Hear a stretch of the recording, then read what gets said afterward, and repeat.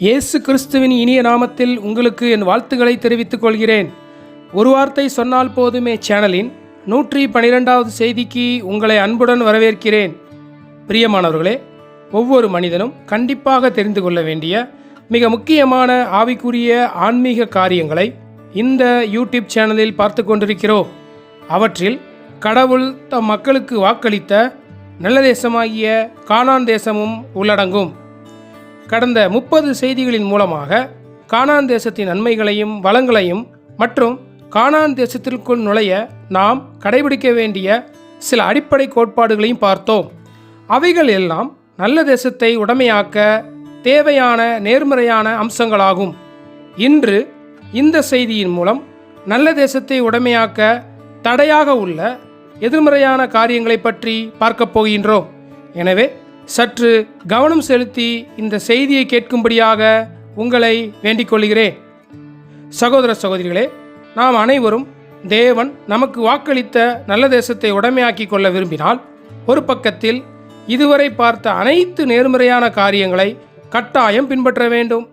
அதோடு மறுபக்கத்தில் இதற்கு எதிராக நம்மிடம் உள்ள தடைகள் என்னவென்று பார்ப்பதும் மிக அவசியமாக இருக்கிறது. அதாவது நாம் ஒவ்வொரு அம்சங்களையும் ஒவ்வொரு படியாக அனுபவமாக்கி ஆவிக்குரிய வாழ்க்கையில் முன்னேறி செல்லும்போது நமக்கு ஏற்படும் சவால்கள் மற்றும் தடைகள் என்பதை பற்றியும் தெளிவாக தெரிந்து கொண்டால்தான் அவைகளையும் நாம் நேர்த்தியான முறையில் கையாள முடியும். எனவே நேர்மறையான அம்சங்களை மாத்திரம் மட்டுமல்ல, எதிர்மறையான அம்சங்களையும் பற்றிய வெளிப்பாடு நமக்கு கட்டாயமாக தேவைப்படுகிறது. இன்றைய சமூகத்தில் கடவுளை பற்றிய நேர்மறையான விளக்கங்களை எல்லா இடங்களிலும் பல அம்சங்களில் கேட்க முடியும். அதற்கு மாறாக கடவுளுக்கு எதிராக உள்ள காரியங்களின் விளக்கங்களை நாம் எங்கேயும் கேட்க முடியாது. கடவுள் இருக்கிறார் என்று ஒத்துக்கொள்கிறவர்கள் அவருக்கு எதிராக ஒரு தீய சக்தி சாத்தான், அவனுடைய ராஜ்யம், அவனுடைய சேனை, அவனுடைய திட்டங்கள், அவனுடைய தந்திரங்கள் என பல இருக்கின்றன என்பதை ஒத்துக்கொள்ள மறுக்கிறார்கள். ஏனென்றால் கடவுள் இருக்கிறார், அவர் தம்முடைய பிள்ளைகளை பத்திரமாக பார்த்து கொள்வார். எனவே கடவுளை மாத்திரம் தேடினால் போதும். நாம் எதற்காக மற்ற காரியங்களை கடவுளின் எதிரியை பற்றி தெரிந்து கொள்ள வேண்டும் என்று சொல்லி தங்களை தாங்களே ஏமாற்றிக் கொள்கிறார்கள். ஆவிக்குரிய ஆழமான பார்வையோடு நாம் நேர்மறையான காரியங்களை மாத்திரமல்ல, எதிர்மறையான காரியங்களையும் பார்த்தால் மாத்திரமே ஆவிக்குரிய வாழ்க்கையில் முன்வைத்த காலை பின் வைக்காமல் தொடர்ந்து முன்னேறி செல்ல முடியும். எனவே பிரியமானவர்களே, இதுவரை கேட்ட செய்திகள் பலவற்றை நாம் சிறு வயதிலிருந்து முழுமையான விளக்கத்தை கேட்காவிட்டாலும் அதனுடைய சிறு பகுதிகளை நிச்சயமாக கேட்டிருப்போம். ஆனால் இன்று பார்க்கக்கூடிய செய்தியானது மிக மிக முக்கியமான, நம்மை அறியாமல் வஞ்சிக்கப்படக்கூடிய எதிர்மறையான காரியங்களை பற்றிய பகுதியாக இருக்கிறது. எனவே இதுவரை பார்த்த செய்திகள் எவ்வளவு முக்கியமோ அதைவிட இந்த செய்தியானது மிக மிக முக்கியமான ஒன்றாக இருக்கிறது என்பதை குறித்து கொள்ளுங்கள். எனவே சற்று கூடுதலான கவனத்தை இந்த செய்திக்கு தரும்படியாக உங்களை நான் கேட்டுக்கொள்கிறேன். முதல் எதிர்மறையான காரியம் என்னவென்றால் தனித்துவம். மீண்டும் சொல்கிறேன், தனித்துவமே முதல் எதிரி. இதை கேட்கும்போது நமக்கு சற்று வியப்பாக இருக்கும்.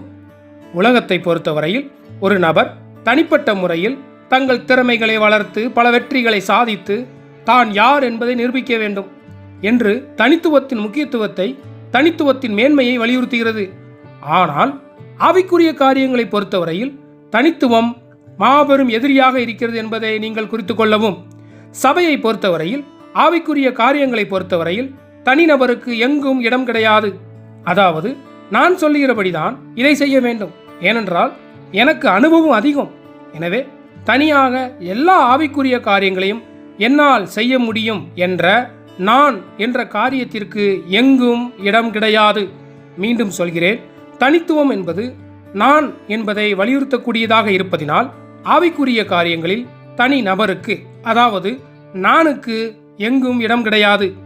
சுருக்கமாக சொன்னால், எந்த ஆவிக்குரிய காரியங்களாக இருந்தாலும் குறைந்தபட்சம் 2 பேர் ஒருமனப்பட வேண்டும், 2 பேர் சேர்ந்து பங்கு பெற வேண்டும், 2 பேர் சேர்ந்து சாத்தானை எதிர்கொள்ள வேண்டும். ஒரு குழுவாக 2 பேராக சேர்ந்துதான் அனைத்து ஆவிக்குரிய காரியங்களையும் செய்ய வேண்டும் என்று பழைய ஏற்பாட்டிலும் புதிய ஏற்பாட்டிலும் அநேக உதாரணங்களை பார்க்க முடியும். இதை புரிந்து கொள்ள ஒரு வசனத்தை நாம் இப்பொழுது வாசிப்போம். உபாகமம் 32:30. அவர்களுடைய கண்மலை அவர்களை விற்காமலும் கர்த்தர் அவர்களை ஒப்புக்கொடாமலும் இருந்தாரானால், ஒருவன் 1000 பேரை துரத்தி 2 பேர் 10,000 பேரை ஓட்டுவதெப்படி? அதாவது, ஒருவரால் 1000 பேரை எதிர்கொள்ள முடியும், ஆனால் 2 பேர் சேர்ந்தால் 10,000 பேரை எதிர்கொள்ள முடியும் என்று வசனம் கூறுகிறது.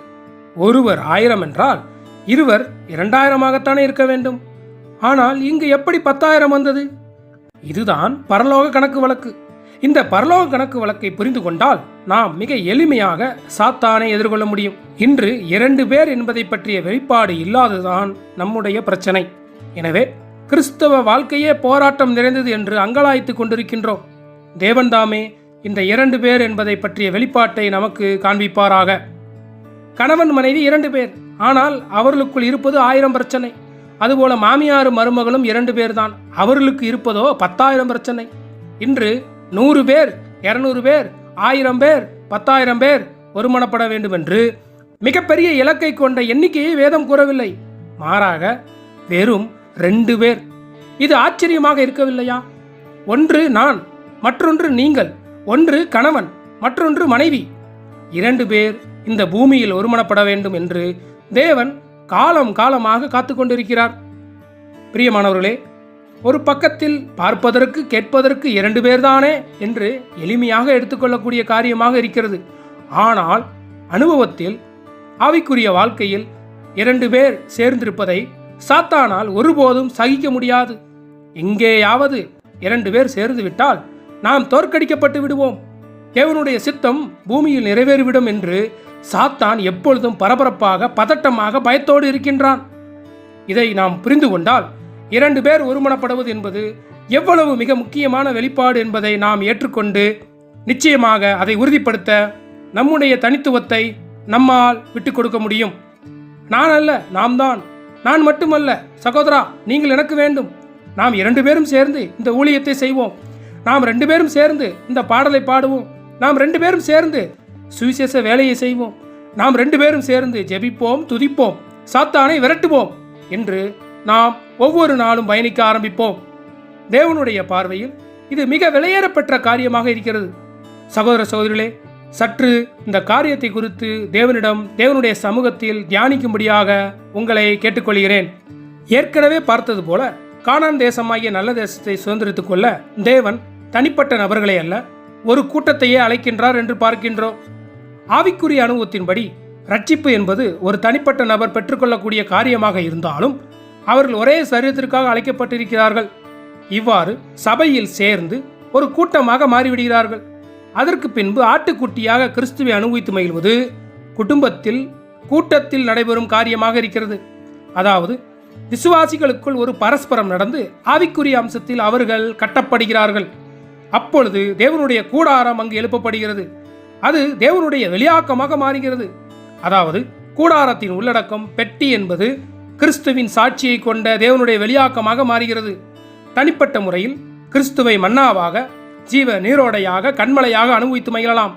ஆனால் பெட்டி, கூடாரம் என்று சொல்லும்போது அது பல விசுவாசிகளை கொண்ட சரீரத்தை பற்றிய அனுபவமாக இருக்கிறது. மேலும் கர்த்தருடைய கட்டிடத்தில் எல்லா எண்களும் பரிமாணங்களும் எப்போதும் 5, 3 என்ற எண்களுடன் தொடர்புடையதாக இருக்கின்றன. வேதாகமத்தில் குறிப்பிடப்பட்டுள்ள நோவாவின் பேழை, கூடாரம், சாலமோன் கட்டிய தேவாலயம், எசேக்கியேல் புத்தகத்தில் சித்தரிக்கப்பட்டுள்ள தேவாலயம் ஆகிய தேவனுடைய எல்லா கட்டுமான பணியிலும் இது உண்மையாக இருக்கிறது. 3 என்ற எண் உயிர்த்தெழுந்த மூவொரு தேவனை குறிக்கிறது. 5 என்ற எண் 4 கூட்டல் 1, அதாவது 4 மனிதனையும் 1 தேவனையும், அதாவது படைப்பும் படைத்தவரும் ஒன்றாகி தேவனும் மனிதனும், மனிதனும் தேவனும் கலந்த சரீரத்தை பற்றி பேசுகிறது. மேலும் கிறிஸ்துவின் சரீரம் சாட்சியை சுமக்கிறது. எனவே 5 என்பது பொறுப்பை பற்றிய காரியமாக இருக்கிறது. ஆசரிப்பு கூடாரத்தின் எல்லா பரிமாணங்களிலும் 5, 3 என்ற 2 எண்களை பார்க்கிறோம். இது தேவனுடைய கட்டிடம் உயிர்த்தெழுதலில் உள்ள மூவொரு தேவன் மனிதனோடு 2 கலப்பதினால் கட்டப்படுகிறது என்பதை குறிக்கிறது. அங்கே குறிப்பிடப்பட்டுள்ள பலகைகளின் அகலம் 3 முழம் இல்லை, மாறாக 1.5 முழம்.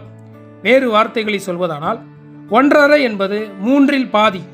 இது மிக முக்கியமான காரியம். இதன் பொருள் என்னவென்றால், நீ ஒரு முழுமையான மனிதன் இல்லை, நீ வெறும் பாதிதான்.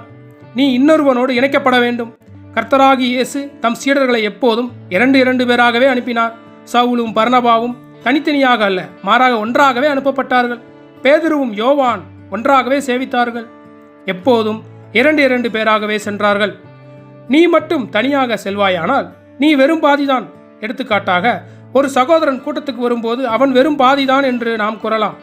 ஒரு சில நிமிடங்களுக்கு பிறகு அவனைத் தொடர்ந்து அவன் மனைவி வரும்போது அவள் இன்னொரு பாதி. அவர்கள் ஒன்றாக உட்காரும்போது முழுமையை பார்க்கிறோம். நாம் ஒரு முழுமையான அழகு இல்லை, நாம் ஒரு பாதி மட்டுமே என்பது நம் மனதில் ஆழமாக பதிய வேண்டும். நாம் ஒருபோதும் ஒரு தனி மனிதனாக மட்டுமே இருக்க முடியாது.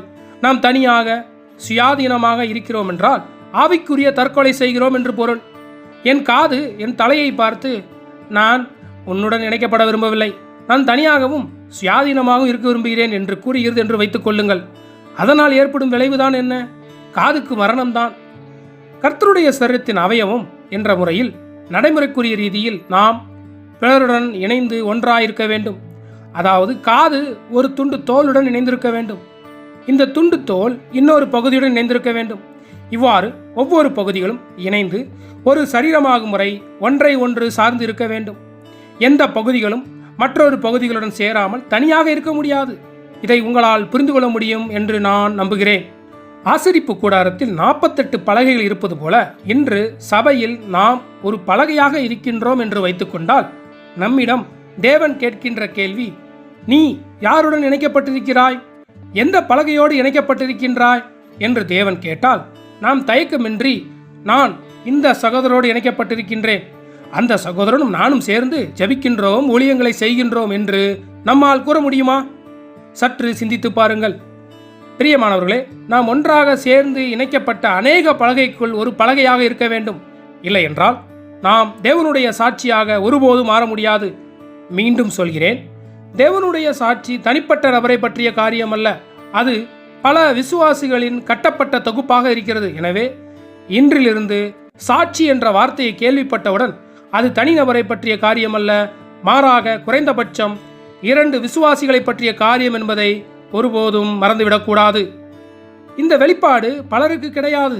எனவே தனிப்பட்ட முறையில் நான் கிறிஸ்துவை அனுபவித்து மகிழ்கிறேன், நான் வேதம் படிக்கிறேன், சபைக்கு செல்கிறேன், தனியாக ஜெபிக்கின்றேன், உபவாசிக்கின்றேன், இதை செய்கின்றேன், அதை செய்கின்றேன், பாவம் செய்யவில்லை, யாருக்கும் துரோகம் செய்யவில்லை, முடிந்த அளவுக்கு நான் உண்டு, என் வேலை உண்டு என்று வாழ்ந்து கொண்டிருக்கின்றேன், என்னால் யாருக்கும் எந்த பிரச்சனையும் இல்லை, இதுவே ஒரு சாட்சியாகும் என்று நினைப்பவர்கள் பரிதாபமாக ஆவிக்குரிய வாழ்க்கையில் முன்னேறி செல்லாமல் ஆரம்பகட்ட நிலையிலேயே தேங்கி தங்கிவிடுகிறார்கள்.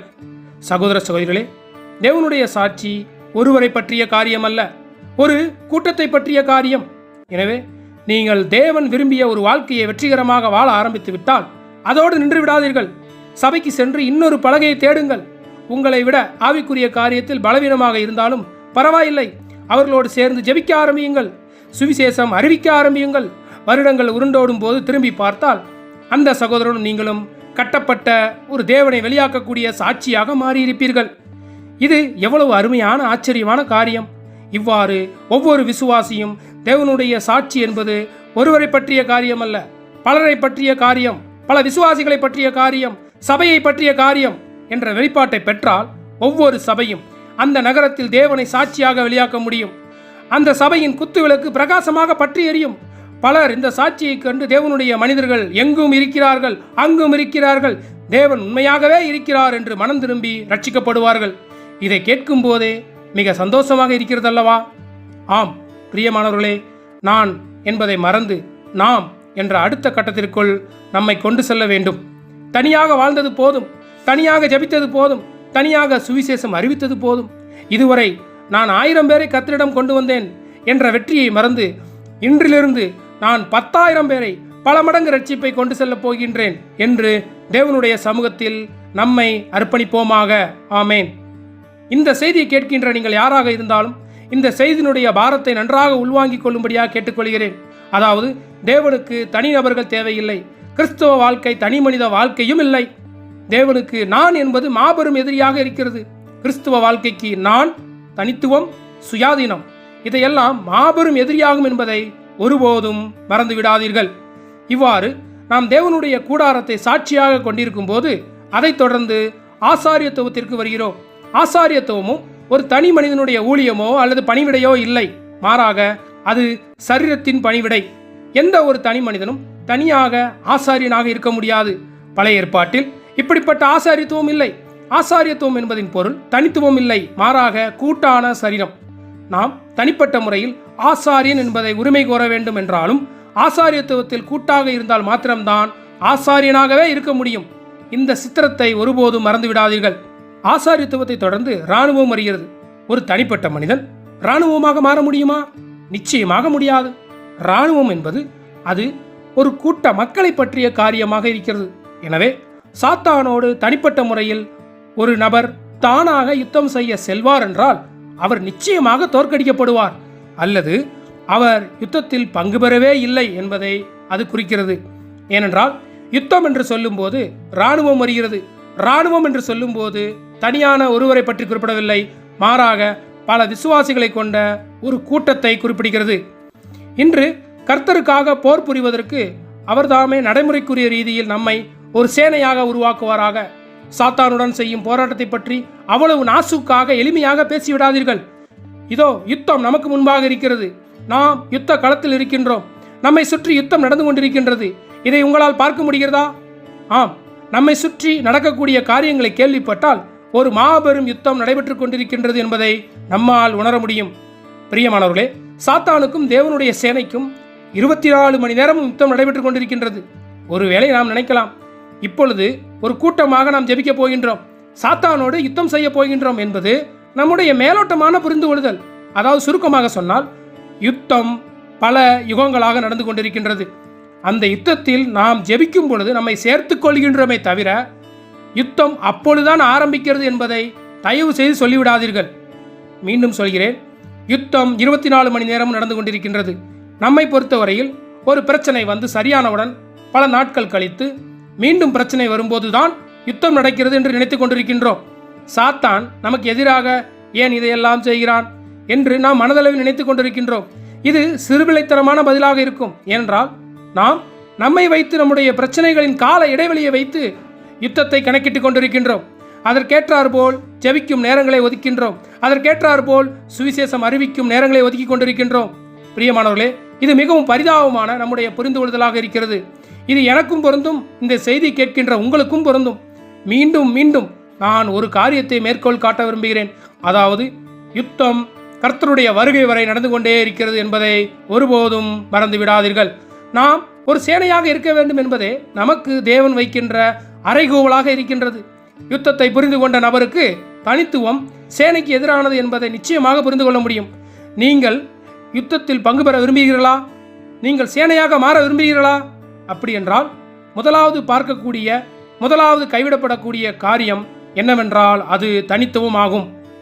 சேனையானது விட்டுக் கொடுப்பதினாலும் கீழ்ப்படுவதினாலும் பணிந்தடங்குவதன் மூலம் உருவாக்கப்படுகிறது. சேனை எப்போதும் ஆசாரியத்துவத்தின் கீழ் இருக்கிறது. ஆசாரியத்துவம் எப்போதும் கூடாரத்தோடு சேர்ந்து செல்கிறது. இந்த 3 காரியங்களும் எப்போதும் சேர்ந்தே செல்கின்றன. கூடாரம் இருக்கும்போது ஆசாரியர்களின் கூட்டம் இருக்கிறது.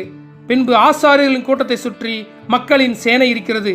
இதுவே நாம் பார்க்கக்கூடிய சரீரத்தின், கூடாரத்தின், ஆசாரியத்துவத்தின், சேனையின் சித்திரமாக இருக்கிறது. எனவே நாம் தனிப்பட்ட கிறிஸ்துவர்களாக, தனிப்பட்ட ஜெயங்கொண்டவர்களாக, தனிப்பட்ட யுத்த வீரர்களாக, தனிப்பட்ட சுவிசேஷர்களாக, தனிப்பட்ட மெய்ப்பராக இருப்பதற்கு அழைக்கப்படவில்லை. தேவன்தாமே இன்று கேட்ட இந்த செய்தியின் பாரமாகிய தனித்துவம் தேவனுக்கு எதிரானது, நான் தேவனுக்கு எதிரானது, தனித்துவத்தை தேவன் வெறுக்கிறார். தேவன் விரும்புவதெல்லாம் ஒருவர் அல்ல, குறைந்தபட்சம் 2 பேர், அதாவது ஒரு கூட்ட மக்களை தன்னுடைய சாட்சியாக, வெளியாக்கமாக, சேனையாக இருக்க அழைத்திருக்கின்றார் என்பதை பார்க்க இரக்கம் பாராட்டுவாராக. பிரியமானவர்களே, எனவே கானான் தேசமாகிய நல்ல தேசத்தை சுதந்திரித்துக் கொள்ள நாம் எதிர்க்க வேண்டிய முதலாவது எதிர்மறையான காரியம் நான் என்ற தனித்துவமாகும் என்பதை பற்றி இன்னும் ஆழமாக தெரிந்து கொண்டு அதை நடைமுறைப்படுத்த தேவனுடைய சமூகத்தில் நம்மை அர்ப்பணிப்போமாக. வரக்கூடிய செய்திகளில் மீதமுள்ள எதிர்மறையான காரியங்கள் ஒவ்வொன்றையும் மிக சுருக்கமாக பார்ப்போம். தொடர்ந்து இந்த செய்திகளுக்காக ஜெபிக்கும்படியாக உங்களை வேண்டிக் கொள்கிறேன். எல்லா புகழும் துதியும் கனமும் திரியேக தேவனுக்கே. ஆமேன்.